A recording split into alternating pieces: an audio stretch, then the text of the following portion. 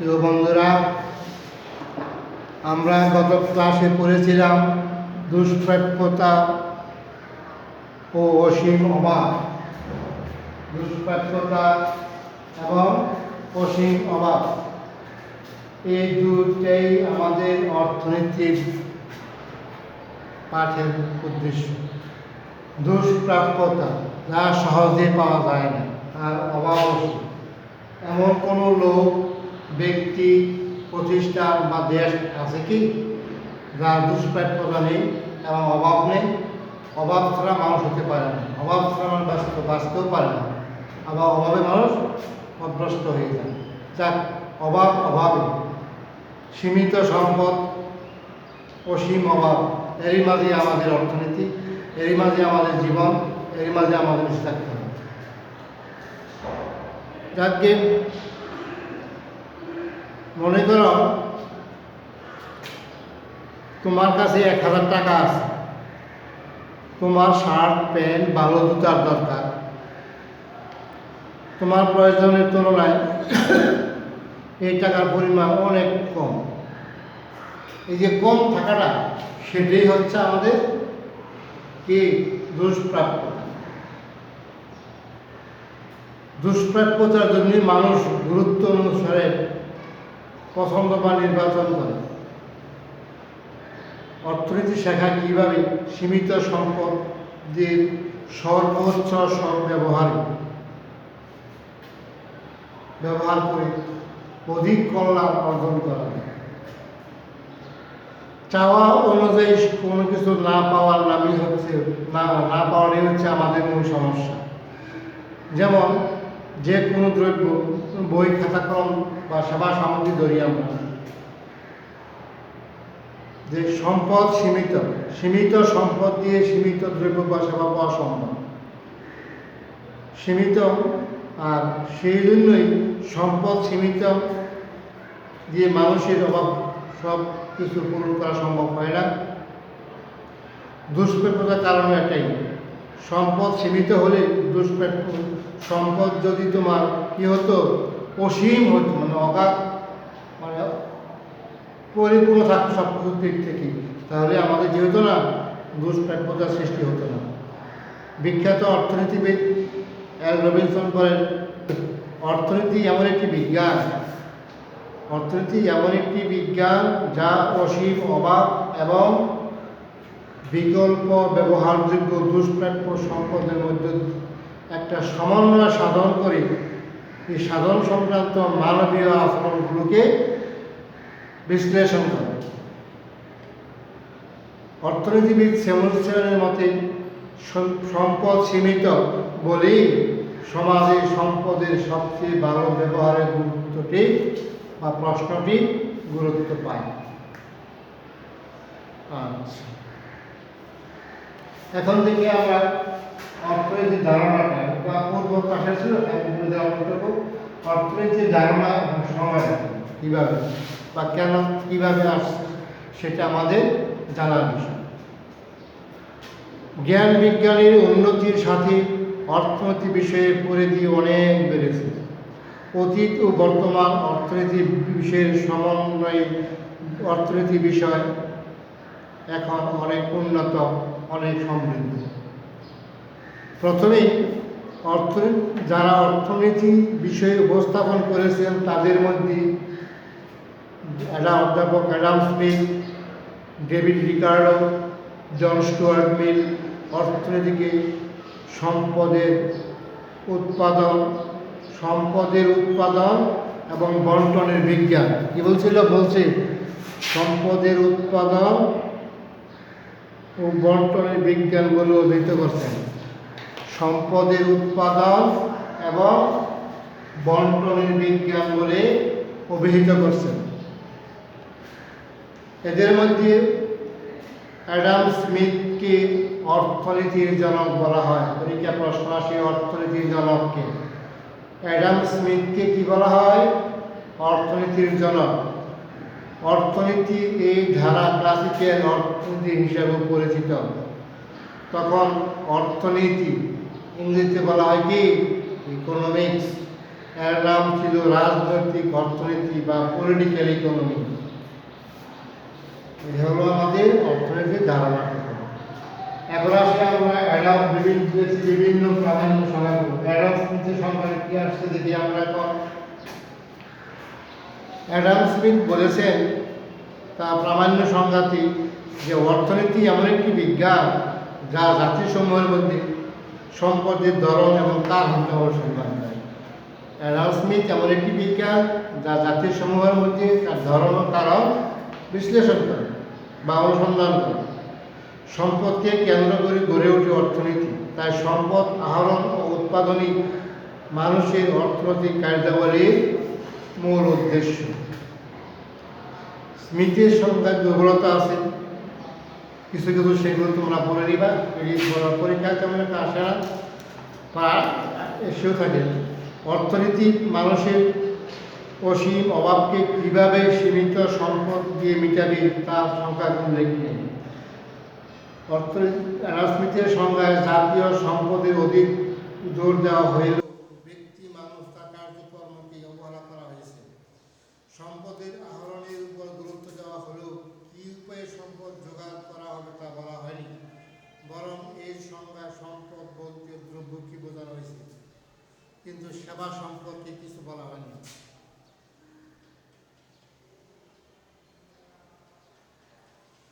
অর্থনৈতিক সংজ্ঞাতে Adam Smith তার সংজ্ঞাতে দ্রব্যকে বোঝানো, সম্পদ বলতে দ্রব্যকে বোঝানো হয়েছে, কিন্তু সাথে যে সেবাটাকে অগ্রাহ্য করা হয়েছে। তারপরে আসো মার্শাল। অর্থনীতিবিদ মার্শালের সংজ্ঞাতে আসছে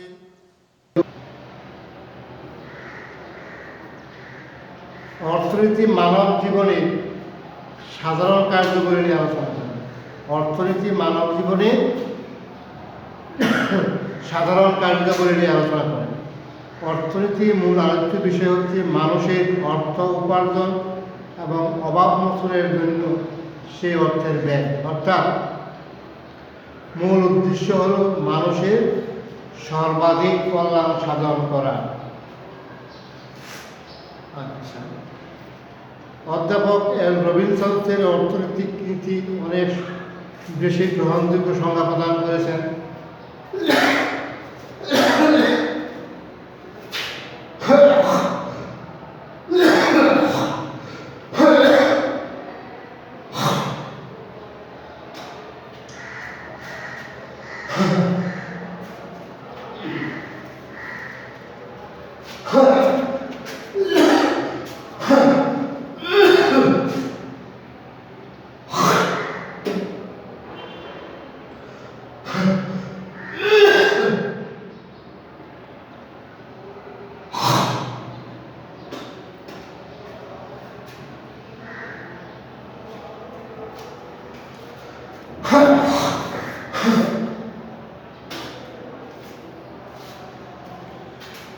অধ্যাপক এল রবিনসন অর্থনীতির অনেক বেশি গ্রহণযোগ্য সংজ্ঞা প্রদান করেছেন। তার মতে অর্থনীতি হলো এমন একটি বিজ্ঞান, যা মানুষের অসীম অভাব এবং বিকল্প ব্যবহারযোগ্য দুষ্প্রাপ্য উপকরণ সমূহের মধ্যে সমন্বয় সাধনকারী কার্যাবলী নিয়ে আলোচনা করে থাকে।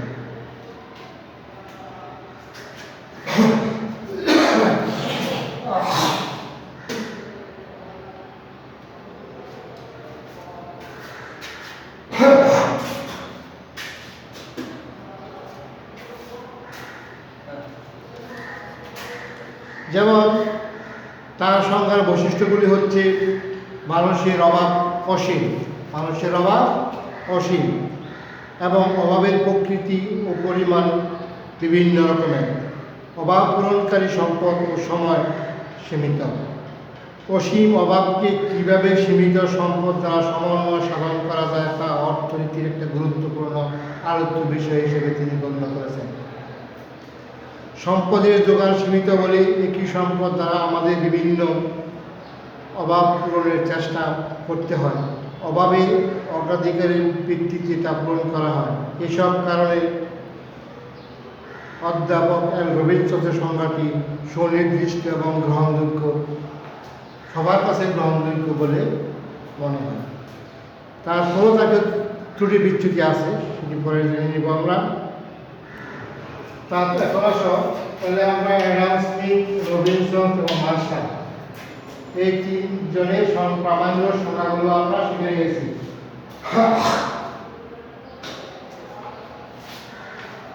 পরীক্ষা যখন সংজ্ঞা আসবে তখন সেই সংজ্ঞাগুলোকে আমরা ইনভার্টেড কমার ভিতরে রাখবো, কারণ সেটি হলো প্রামাণ্য সংখ্যা।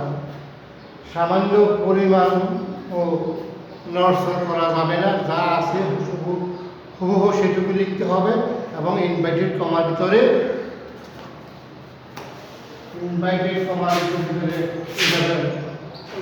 রেখে দিতে হবে।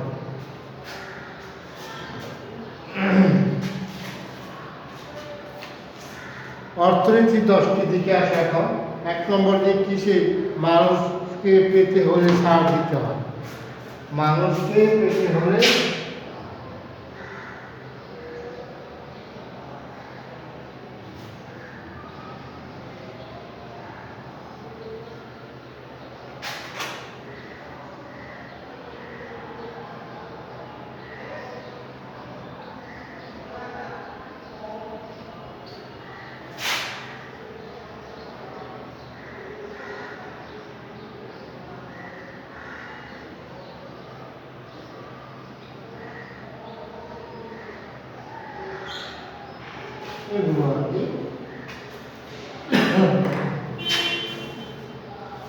মানুষকে পেতে হলে ছাড় দিতে হবে, স্বাভাবিক কথা, তাই না? তুমি তোমার পছন্দ মতো একটা জিনিস ক্রয় করবা, আবার তোমার সঞ্চয়ের টাকা সব ধরে রাখবা, তা কি হয়? কখনো হয় না। পছন্দ মতো কোনো কিছু পেতে হলে আমাদের অবশ্যই পছন্দের অপর একটা জিনিস ত্যাগ করতে হবে। তুমি যদি অর্থনীতি বিষয় পড়তে মোট সময় ব্যয় করো, তাহলে বাংলা ইংরেজি বিষয়ে পড়া থেকে তোমাকে একটু বিরত থাকতেই হয়। তুমি যদি টিভি দেখো, তবে খেলাধুলার পিছনে সময় ব্যয় করতে পারবে না। পারবে না, কারণ সময় নির্দিষ্ট। সরকার যদি বাজেট দিয়ে সামরিক খাতের ব্যয় বেশি করে, তবে শিক্ষা খাত সহ অন্যান্য বেসামরিক খাতের ব্যয় অবশ্যই কমায় আনতে হবে।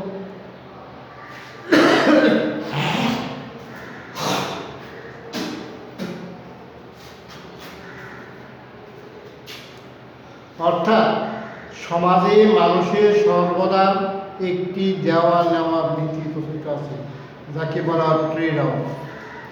তারপরে আসো প্রণোদনা। প্রণোদনা একটি বিশেষ নীতি। প্রতিটি কাজের জন্য উৎসাহ বা উদ্দীপনা বা প্রণোদনার গুরুত্বপূর্ণ ভূমিকা রাখে। মানুষ প্রণোদনা পায় বলে কাজটি অধিকতর যত্নের সাথে করে। তোমার বাবা যদি তোমাকে বলেন যে তুমি এবার যদি পরীক্ষায় জিপিএ 5 পেতে পারো, তাহলে তোমাকে একটা সাইকেল কিনে দেওয়া হবে, নিশ্চয়ই তোমার ভিতরে পড়াশোনা করার একটা উৎসব বেড়ে যাবে। তেমনই অর্থনীতির শ্রমিক প্রণোদনা পেলে বেশি উৎপাদনও হয়ে থাকে।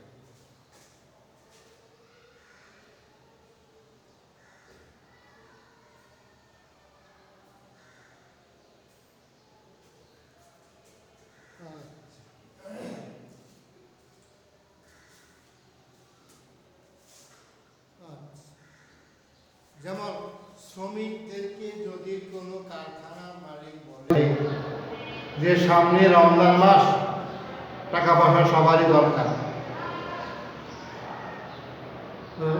তোমরা তো এখন প্রতিদিন 8 ঘন্টা কাজ করো, তোমরা যদি এখন থেকে প্রতি মাসে প্রতিদিন 8 ঘন্টার নির্দিষ্ট সময় কাজ করার পরে 4 ঘন্টা অধিক কাজ করো, তাহলে তোমাদেরকে পুরো 8 ঘন্টা মানে 12 ঘন্টা নয়, মোট 16 ঘন্টা কাজ দেওয়া হবে।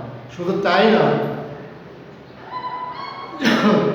অতিরিক্ত 4 ঘন্টার পরে যে পণ্য বা দ্রব্য উৎপাদিত হবে, ওইখান থেকেও একটি লভ্যাংশ আসন্ন রমজান মাসে ঈদের পূর্বে তোমাদেরকে বন্টন করে দেওয়া হবে। তাহলে নিশ্চয়ই শ্রমিকরা বৃদ্ধি পাবে, মালিকের লাভবান হবে। কারণ মালিক চায় উৎপাদন, কারণ মালিক তো আর সে নিজের পকেট থেকে দিবে না। শ্রমিকরা যে উৎপাদন করবে তারই একটা লভ্যাংশ নিজেও রাখবে, আর একটা লভ্যাংশ শ্রমিকদেরকে দিবে। সেটি হচ্ছে প্রণোদনা। প্রণোদনা কাজের গতিকে উৎসাহিত করে। সুযোগ ব্যয়, এটা একটা ইম্পর্টেন্ট প্রশ্ন। সুযোগ ব্যয় বলতে কী বলি? স্কুলে লেখাপড়ার জন্য সময় ব্যয় করো, তবে তুমি যদি তোমার বাড়িতে তোমার মা বাবার কাজে সাহায্য করতে পারবে না, পারবে না। যার ফলে একটা করতে হবে, দুইটা কাজ সম্পন্ন করা সম্ভব না। লেখাপড়াও করবা, আবার হাল চাষও করবা, ব্যবসা বাণিজ্য করবা, তা হবে না।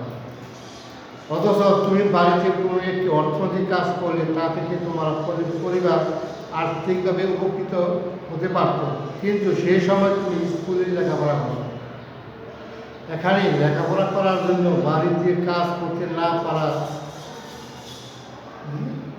লেখাপড়ার কি সুযোগ নেই। সাধারণত যেসব সুযোগ থেকে তুমি বঞ্চিত হচ্ছ তার মধ্যে সবচেয়ে দামি সুযোগটি হচ্ছে সুযোগ ব্যয়। পরীক্ষা কিন্তু সুযোগ ব্যয়, প্রণোদনা, মানুষকে তুলে ছাড় দিতে হয়, এই সমস্ত কথাগুলো অনুধাবনমূলক প্রশ্নে অবশ্যই আসে। কাজে এগুলো করতে কখনোই ভুল করবে না। যুক্তিবাদী মানুষ প্রান্তিক পর্যায় নিয়ে চিন্তা করে। যুক্তিবাদী মানুষ প্রান্তিক পর্যায় নিয়ে চিন্তা করে।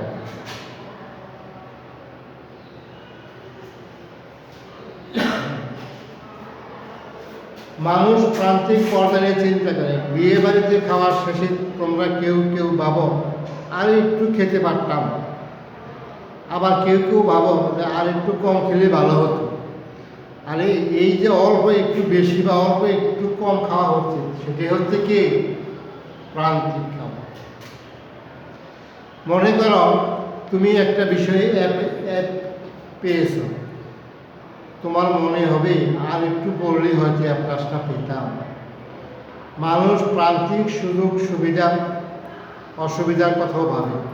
ধরো তুমি পরপর 3টি কলা খেয়েছ, 3 নম্বর কলাটি হলো তোমার প্রান্তিক কলা।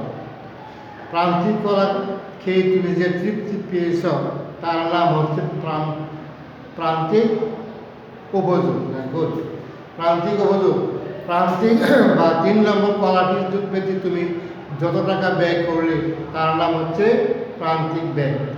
মানুষ যুক্তিবাদী হিসাবে প্রান্তিক কলাটি খাবে যখন প্রান্তিক উপযোগ প্রান্তিক ব্যয়ের সে কী হবে, বেশি হবে। বাণিজ্যে সবাই উপকৃত হয়। বাণিজ্যে সবাই উপকৃত হয়। অর্থনৈতিক কার্যক্রম সংগঠিত করার জন্য সচরাচর বাজার একটি উত্তম পন্থা।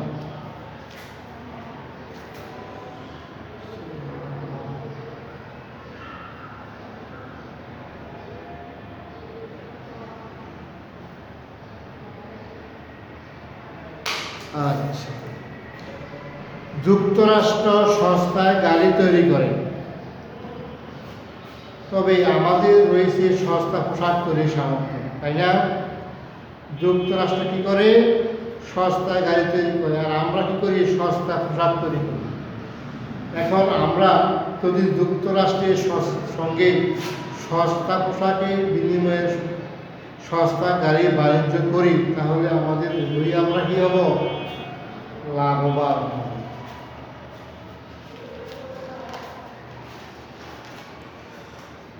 অর্থনৈতিক কার্যক্রম সচরাচর সংগঠিত হয় তাকে কিসের মাধ্যমে?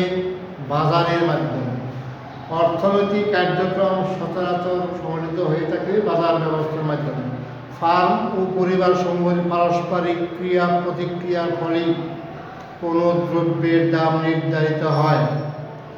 ফলে ফার্মের মালিকরা বাজারের চাহিদা দেখে দ্রব্য সরবরাহ করে এবং অসংখ্য পরিবার তাদের আয় প্রয়োজন অনুসারে ওই সমস্ত দ্রব্য সেবা সামগ্রী ক্রয় করি। চাহিদা ও সরবরাহের ক্রিয়া প্রতিক্রিয়া দ্বারা কী হয়ে থাকে? বাজারের দাম নির্ধারিত হয়ে থাকে। চাহিদা ও সরবরাহের ক্রিয়া প্রতিক্রিয়ার মাধ্যমে বাজারের দাম নির্ধারিত হয়। মনে রাখবেন,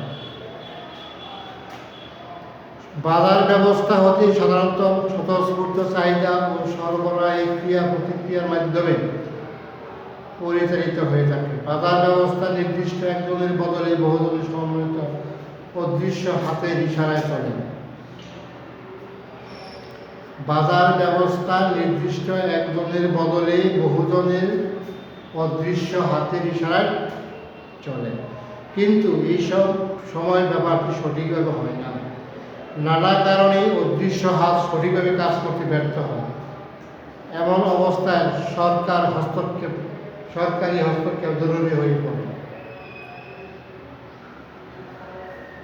যেমন শিক্ষা, স্বাস্থ্য, আইন শৃঙ্খলা, বিদ্যুৎ ইত্যাদি সম্পদের সুষ্ঠু ব্যবহারে অপারগতা, একচেটিয়া সম্পদের কেন্দ্রীভবন, পরিবেশ দূষণ, দুর্নীতির মতো বিষয়গুলো থেকে সমাজকে রক্ষা করা জনগণের হস্তক্ষেপের দরকার হয়। বাজারের হাত অদৃশ্য হলেও সরকারি হস্তক্ষেপ দৃশ্যমান থাকে। একটি দেশের মানুষের জীবনযাত্রার মান নির্ভর করে সে দেশের দ্রব্য সেবা উৎপাদনের উপরে। 2000 উন্নত দেশসমূহে মানুষের উৎপাদন ক্ষমতা বেশি বলে তাদের মাথাপিছু আয় বেশি।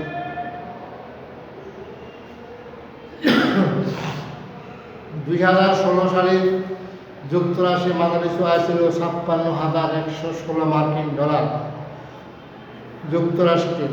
তারপরে আসছে জাপানের ছিল তোমার $40,763।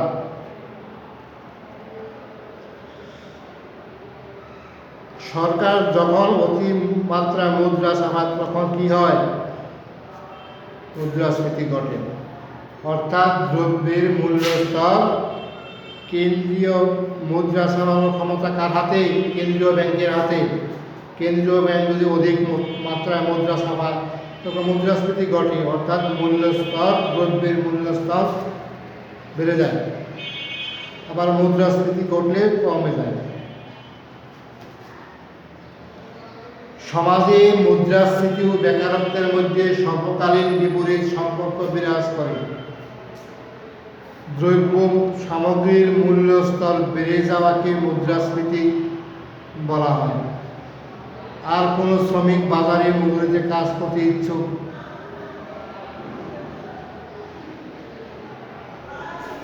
দ্রব্য সামগ্রী মূল্য স্তর বেড়ে যাওয়ার অবস্থাকে বলা হয় মুদ্রাস্ফীতি। আর কোনো শ্রমিক বাজারে মজুরিতে কাজ করতে ইচ্ছুক কিন্তু কাজ না থাকে, কি বলবো আমরা? বেকারত্ব।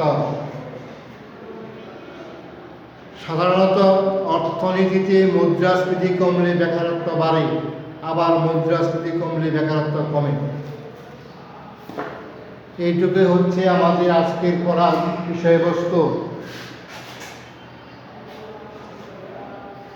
আশা করি আমাদের পাঠকৃত তোমরা ধারণ করবে।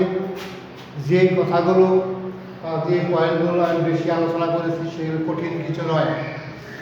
আশা করব তোমরা মনোযোগ সহকারে পড়বে এবং বইয়ের লাইনগুলো বারবার পড়বে। তাহলে আবারও বলছি, জ্ঞানমূলক উদ্ভাবন এবং অভ্যন্তর ব্যক্তিকে জন্য তোমাদের কোনো সমস্যাই থাকবে না। ধন্যবাদ সবাইকে। আল্লাহ হাফেজ।